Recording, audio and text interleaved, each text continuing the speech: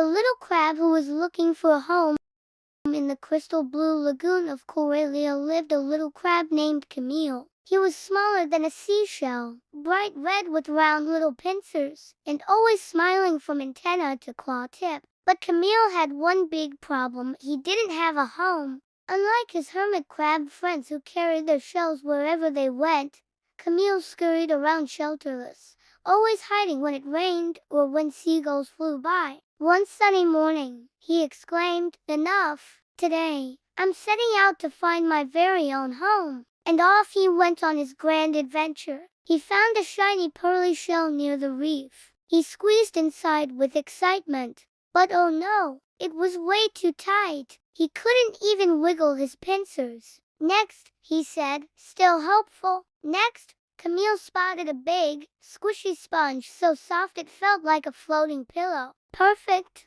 Not quite. Every time he settled in, the sponge bounced and sent him flying into the waves, too wobbly and way too ticklish. At last, he discovered a colorful piece of coral like a dream house under the sea. But a group of parrotfish had already booked it for a party. "Sorry, crabster, dance floor only tonight." Camille sighed. Was he destined to be homeless forever? Just then, a wise old turtle named Tilda swam by. "You look blue, little crab. What's wrong?" "I'm looking for a home, but nothing fits." Tilda smiled gently and said, "What if you build one? I know a place filled with washed-up treasures. Come with me." They swam to a sandy patch scattered with magical junk, driftwood bits, broken seashells, algae pearls, pieces of coconut, with help from his ocean friends. Seahorses to place the roof, starfish to decorate,